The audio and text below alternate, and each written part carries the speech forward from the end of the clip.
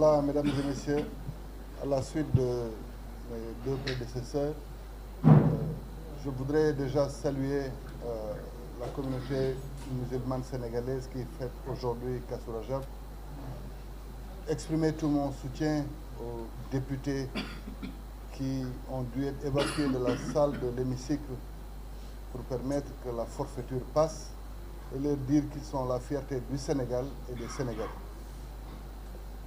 En complément à ce que vient de dire Amadou Ba, de la coalition Diomaye Président, je voudrais rappeler qu'il y a eu une première requête. La première requête concerne les candidats pris individuellement et qui voudrait qu'en application des dispositions des articles 29 et 34 de la Constitution sénégalaise, que le Conseil constitutionnel continue de jouer son rôle. Dans le jargon juridique, le principe de la connaissance acquise a été utilisé, puisqu'il y a eu un discours à la nation du président de la République Macky Sall. Nous avons pris l'extrait de ce discours pour le déposer au Conseil constitutionnel, même si à ce moment-là, le décret abrogeant, donc le précédent décret qui avait convoqué le corps électoral, n'était pas disponible, en tout cas pour les Sénégalais. Donc nous avons demandé au Conseil constitutionnel de continuer à être l'arbitre du jeu électoral comme le prévoient les dispositions légales et réglementaires. Et en même temps, nous lui avons demandé, conformément aux dispositions de l'alinéa 7 de l'article 103, de continuer à jouer son rôle. Et cet alinéa est hyper vital pour la survie du Sénégal. Parce que c'est dans cet alinéa que la forme républicaine de l'État du Sénégal est rendue intangible. Quand nous rendons intangible notre forme républicaine et que nous rendons intangible du fait de leur réforme consolidante de 2016, la durée du mandat, je pense qu'il n'y a plus de sujet à débattre du point de vue du droit et que cette première requête déposée par les candidats eux-mêmes devrait suffire à rétablir les candidats dans le droit pour que le processus électoral continue. Je rappelle d'ailleurs que cet alinéa découle de leur réforme consolidante de 2016. Pour une petite genèse, le président Macky Sall voulait réduire son mandat. Et il a consulté le Conseil constitutionnel pour lui dire que je voudrais ramener mon mandat de 7 à 5 ans. Le Conseil constitutionnel lui dit tu es incompétent quand il s'agit de la durée du mandat. Et qu'en aucune façon, ce sujet n'est de ta compétence. Qu'en conséquence, d'ailleurs, il faudrait que tu continues ton mandat jusqu'à son terme en 2019. Et c'est à la suite de ça que nous sommes partis dans le cadre d'un référendum pour dire qu'en aucune façon, nous ne pouvons revenir sur la durée du mandat, ni sur le nombre de mandats consécutifs. Donc c'est une question qui, pour moi, à elle seule, suffit à régler ce problème qui se pose actuellement. La requête des candidats doit être examinée au plus vite par le Conseil constitutionnel pour que, ensemble, cette décision qui va être favorable à ces différents candidats puisse permettre la continuation du processus électoral. Deuxièmement, comme il a été dit, les députés ont vaillamment résisté, mais ils ont encore une possibilité de pouvoir défendre le Sénégal. C'est de pouvoir saisir encore une fois le Conseil constitutionnel suite au décret qui a été publié. Et nous attendons donc la promulgation de leur loi, le délai de 6 jours, pour pouvoir aussi porter les recours qu'il faut.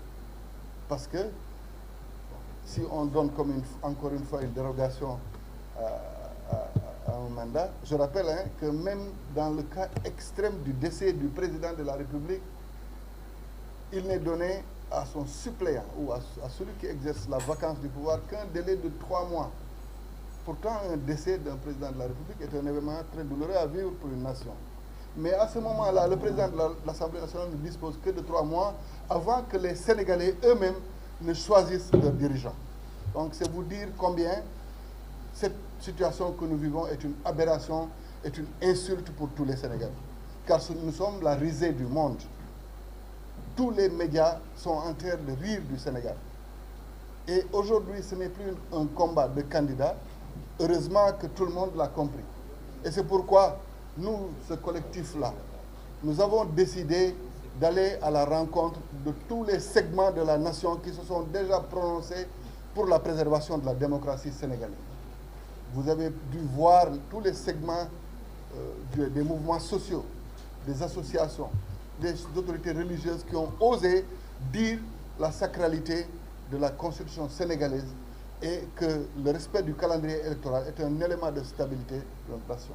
Donc dans cette démarche-là, nous appelons tout le monde à l'unité. Il ne s'agit pas d'un combat d'un candidat ou d'un candidat spolié ou d'un parti qui aurait pu vouloir être membre de ce processus et qui ne l'est pas. Il s'agit d'une affaire qui concerne tous les Sénégalais et cette crise permet de régler, si elle est réglée comme nous le souhaitons, définitivement toutes les questions des dérives qui peuvent survenir dans l'avenir.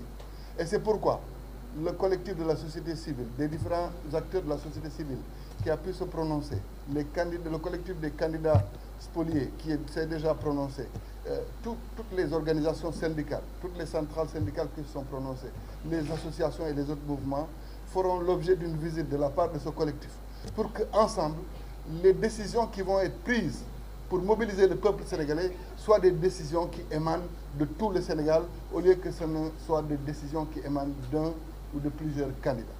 Voilà ce que je voulais dire. Et encore une fois, des procédures seront en cours aussi concernant les actes illégaux qui ont été posés par le président de la République et par le gouvernement. Parce que si vous vous rendez compte, dans l'actualité d'hier, ceux qui étaient dans la commission d'enquête de l'Assemblée nationale étaient eux-mêmes en train de laver à grande eau celui qui a été cité dans le texte de loi comme le corrupteur. C'est cette incohérence, cette incongruité qui montre combien il ne s'agit que d'un jeu politique. Rien d'autre.